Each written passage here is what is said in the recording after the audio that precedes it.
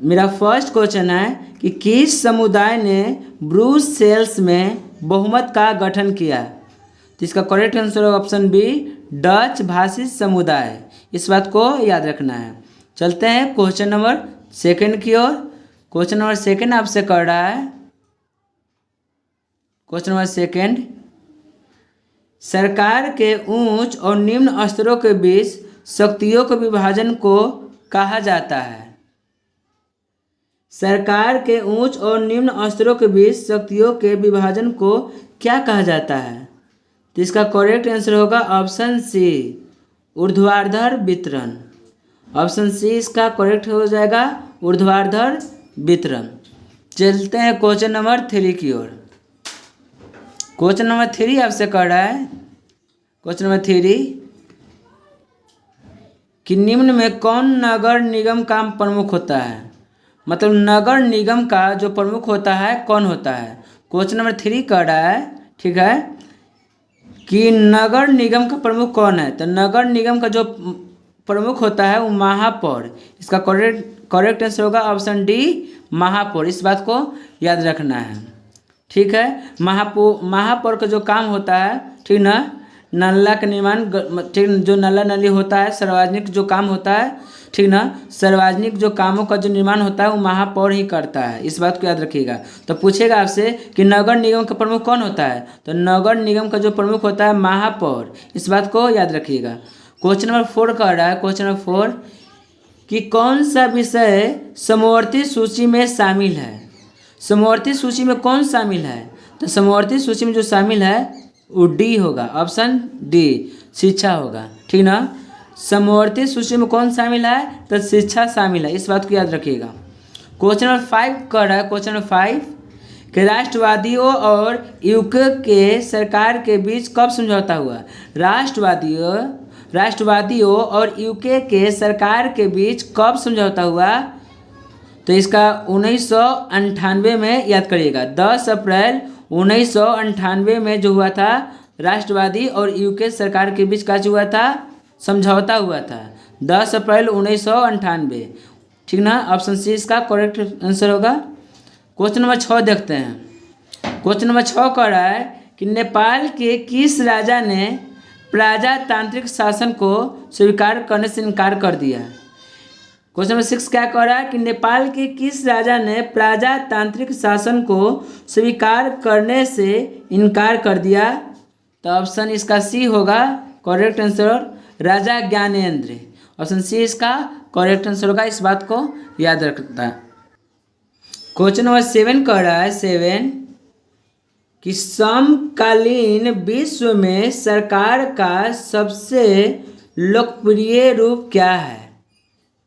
मेरा question number 7 क्या कर रहा है कि समकालीन विश्व में सरकार का सबसे लोकप्रिय रूप क्या है। तो लोकतंत्र, ठीक ना। लोकतंत्र का अर्थ होता है जनता द्वारा चुना गया प्रतिनिधि जो सरकार होता है वो लोकतंत्र के अंतर्गत आता है। इससे पहले होता था सभी देश में राजतंत्र होता था, लेकिन सबसे लोकप्रिय जो रूप है वो लोकतंत्र, जो जनता खुद से चुनता है, जो जनता खुद से चुनता है सरकार को, उसे हम कहते हैं लोकतंत्र, ठीक ना। कहीं कहीं पे अभी भी राजतंत्र चल रहा है जहाँ पे जनता अपने से नहीं चुन सकता है, ठीक ना। जैसे हमारे भारत देश में अभी लोकतंत्र व्यवस्था किया गया है, ठीक ना, कि लोग जो होता है सरकार अपने मन से चुन सकता है। इस बात को याद रखिएगा। तो क्वेश्चन क्या है कि समकालीन विश्व में सरकार का सबसे लोकप्रिय रूप क्या है। तो लोकतंत्र, ऑप्शन डी इसका करेक्ट आंसर होगा।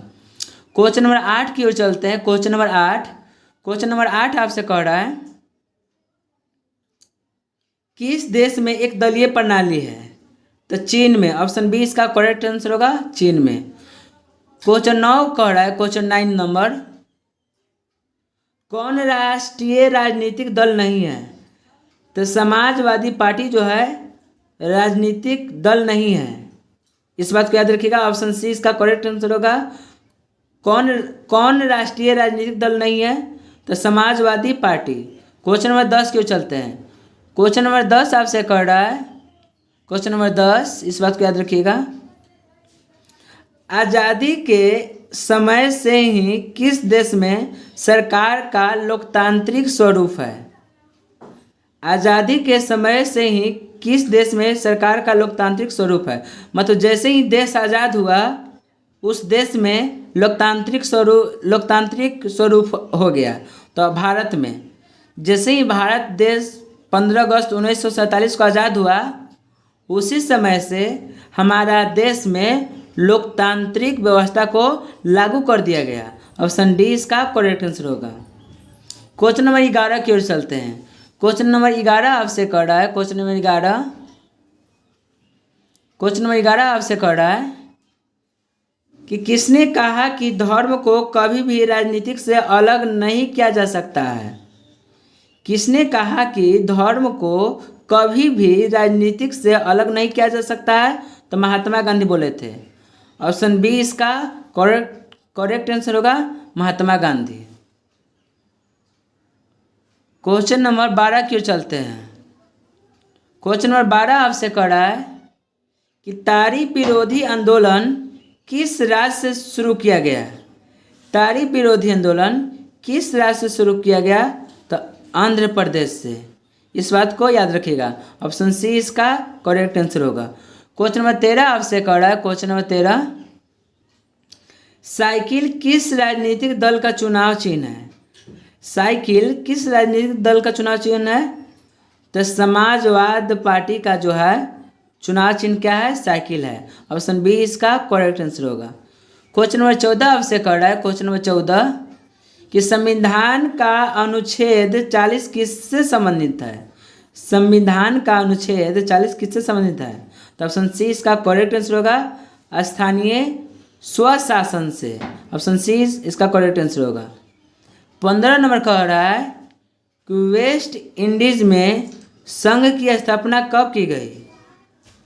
वेस्ट इंडीज में संघ की स्थापना कब किया गया? तो इसका करेक्ट आंसर होगा आपका 1958 को। वेस्ट इंडीज में संघ का जो स्थापना हुआ था वो 3 जनवरी 1958 का हुआ था। ऑप्शन ए इसका करेक्ट आंसर होगा 3 जनवरी 1958। क्वेश्चन नंबर 16 हमसे कह रहा है। क्वेश्चन नंबर 16 हमसे कह रहा है। ध्यान से देखिएगा क्वेश्चन नंबर 16 को। कौन संघों के एक साथ आने का उदाहरण नहीं है? निम्नलिखित में से कौन संघों के एक साथ आने का उदाहरण नहीं है? तो इसका करेक्ट आंसर होगा भारत। ऑप्शन ए इसका करेक्ट आंसर होगा भारत। क्वेश्चन नंबर 17 कह रहा है। क्वेश्चन नंबर 17 याद रखिएगा। फ्रांसीसी क्रांति कब हुई थी? फ्रांसीसी क्रांति कब हुआ था? तो 5 मई 1789 ईस्वी को। फ्रांसीसी क्रांति कब हुई थी? तो 5 मई 1789 ईस्वी में। इस बात को याद रखिएगा। क्वेश्चन नंबर 18 देखते हैं। क्वेश्चन नंबर 18 कह रहा है कि मेजनी का संबंध किस संगठन से था? तो मेजनी का जो संबंध था वो कार्बोनरी दल से था। ऑप्शन बी इसका करेक्ट आंसर होगा कार्बोनरी से था। मेजनी का संबंध किससे था? तो कार्बोनरी से था। 19 नंबर कह रहा है क्वेश्चन। 19 नंबर क्वेश्चन कि राष्ट्रीय आंदोलन का केंद्र जेना विश्वविद्यालय कहाँ स्थित है? तो जर्मनी में राष्ट्रीय आंदोलन का जो केंद्र है जेना विश्वविद्यालय कहाँ स्थित है? कि तो जर्मनी में होगा। ऑप्शन 20 का करेक्ट आंसर होगा। क्वेश्चन नंबर 20 देखते हैं। कोसुत का संबंध किस देश से है? कोसुत का संबंध किस देश से है? तो इसका करेक्ट आंसर होगा हंगरी से। ठीक ना? ऑप्शन डी इसका करेक्ट आंसर होगा हंगरी से। क्वेश्चन नंबर 21 की ओर चलते हैं। क्वेश्चन नंबर आपसे 21 कर रहा है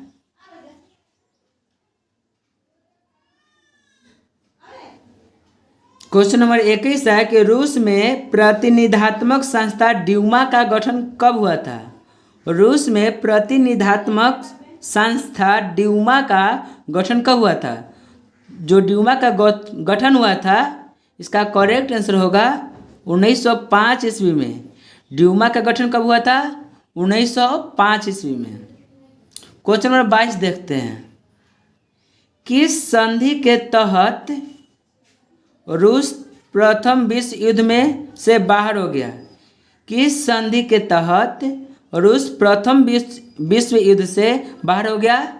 तो ऑप्शन बी इसका करेक्ट आंसर होगा ब्रेस्टली-टोवास की संधि। ब्रेस्टली-टोवास के संधि के दौरान रूस बाहर हो गया था, इस बात को याद रखिएगा, ठीक ना। क्वेश्चन नंबर 23 देखते हैं।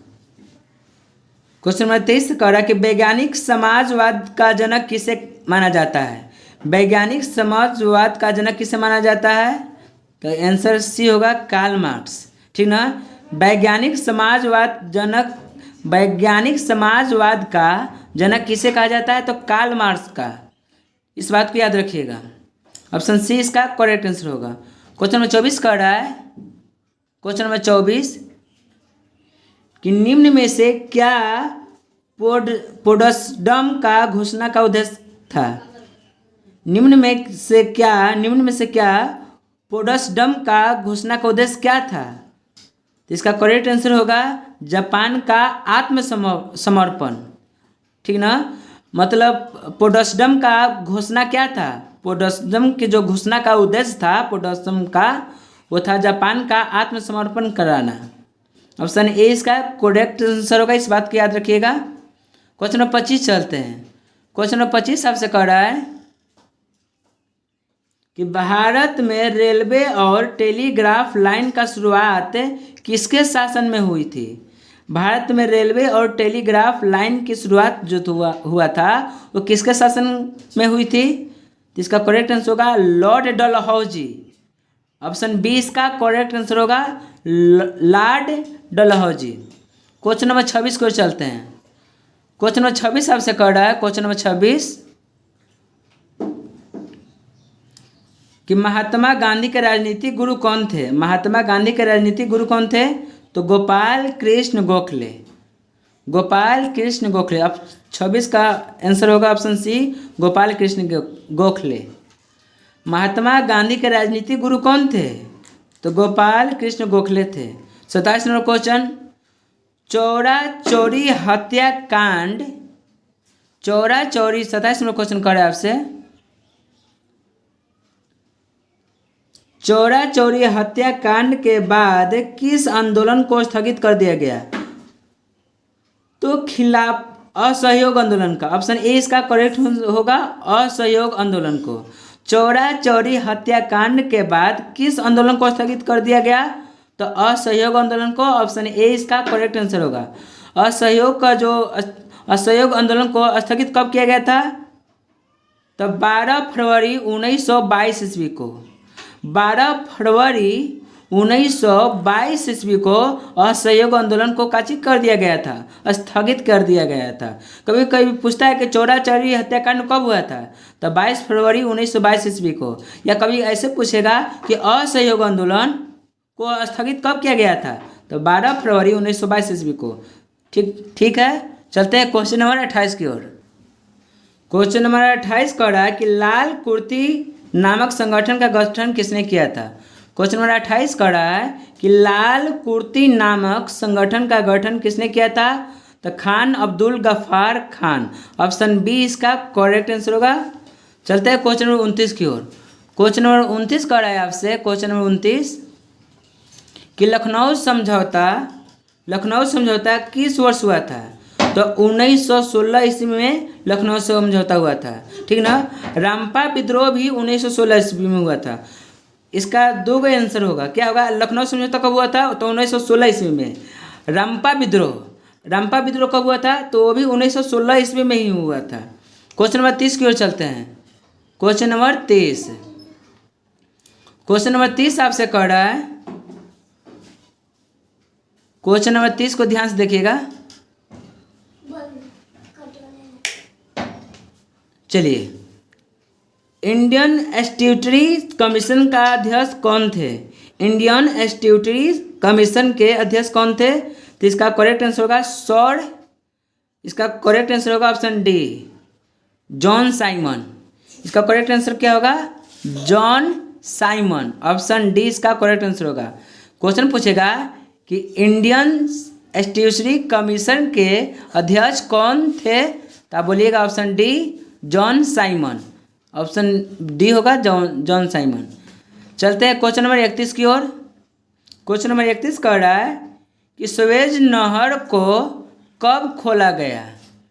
स्वेज नहर को कब खोला गया? तो इसका करेक्ट आंसर होगा, ठीक ना, 1869 ईस्वी को।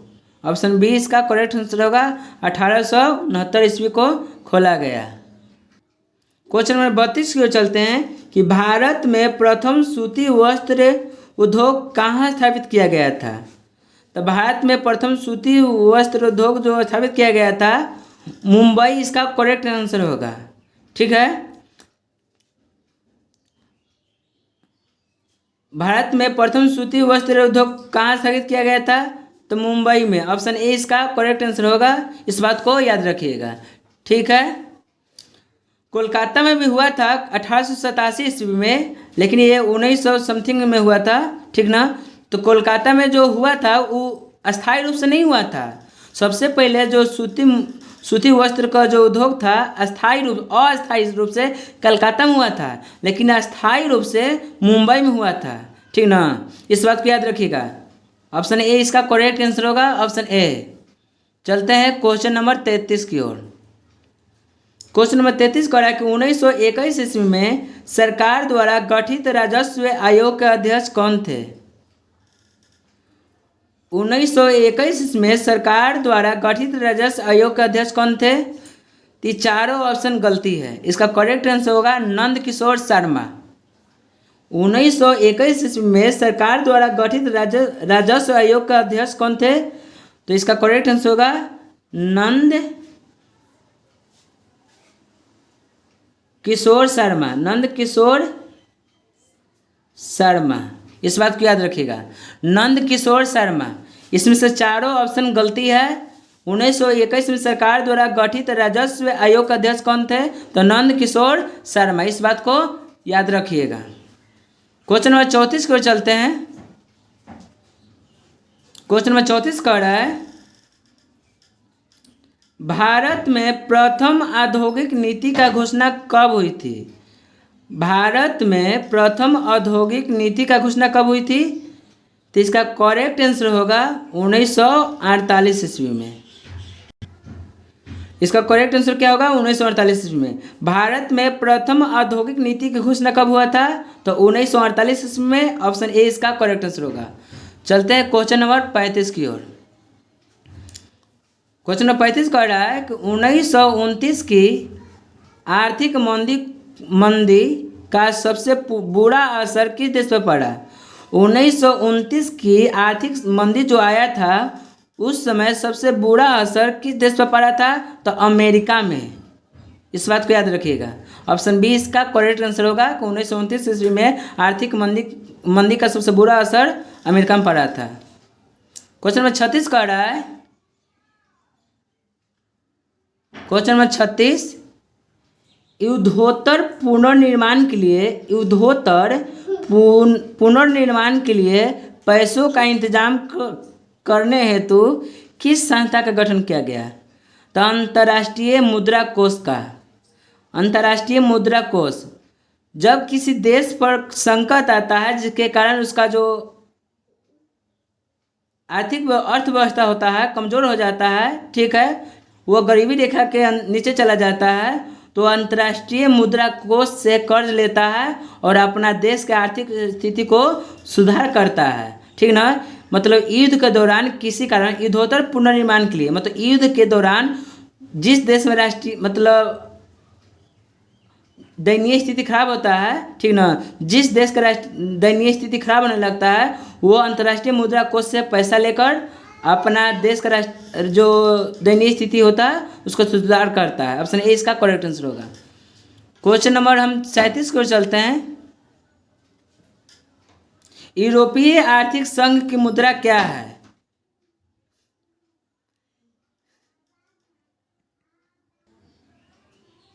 यूरोपीय आर्थिक संघ की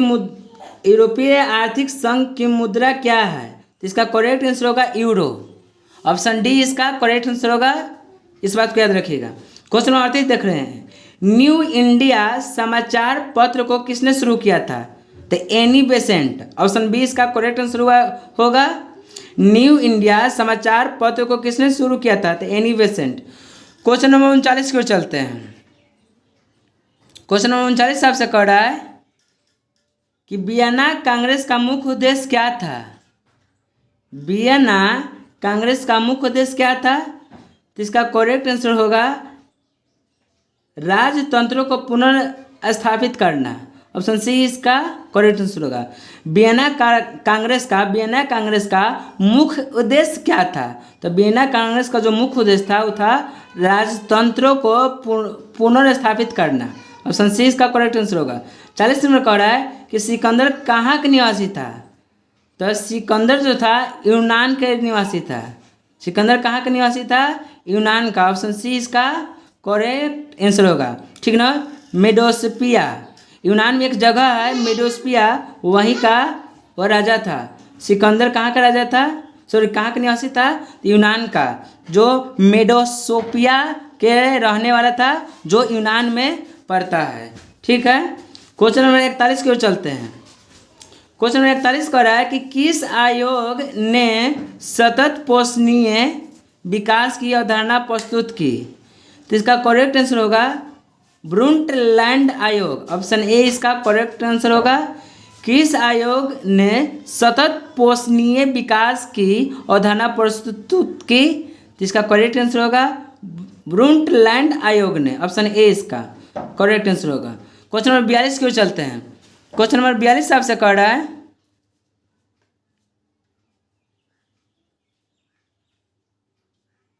क्वेश्चन नंबर 42 को देखते हैं थोड़ा।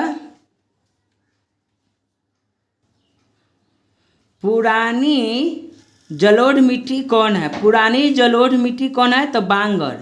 ठीक ना। पुरानी जलोढ़ मिट्टी को क्या कहते हैं? तो बांगर मृदा कहते हैं। ठीक ना। बांगर मिट्टी में गेहूं और कपास का खेती मुख्य रूप से होता है बांगर में। ठीक ना। तो पुरानी जलोढ़ मिट्टी को क्या कहते हैं? तो Bangar. Option B. 43 number question कर रहा है कि प्रथम राष्ट्रीय जल नीति कब लागू हुई? प्रथम राष्ट्रीय जल नीति लागू कब हुई? तो इसका करेक्ट आंसर होगा सितंबर 1987 ईस्वी को। सितंबर 1987 ईस्वी को। क्वेश्चन नंबर 44 कर रहा है क्वेश्चन नंबर 44, जिम कार्बोनेट राष्ट्रीय उद्यान कहाँ स्थित है? जिम कार्बोनेट राष्ट्रीय उद्यान कहाँ स्थित है? इसका करेक्ट आंसर होगा आपका उत्तराखंड में स्थित है। ठीक ना। जिम क्वेश्चन आपसे ऐसे भी पूछ सकता है कि जिम कार्बोनेट राष्ट्रीय उद्यान में क्या रखा जाता है? तो बाघ को रखा जाता है। ठीक ना। जिम कार्बोनेट राष्ट्रीय उद्यान जो है बाघ के लिए बना हुआ है। क्वेश्चन नंबर 45 देखते हैं। क्वेश्चन नंबर 45 कह रहा है कि भारत का सबसे छोटा जैवमंडल रिजर्व कौन सा है? भारत का सबसे छोटा जैवमंडल रिजर्व कौन सा है? तो इसका आंसर होगा डिब्रू सैखोवा।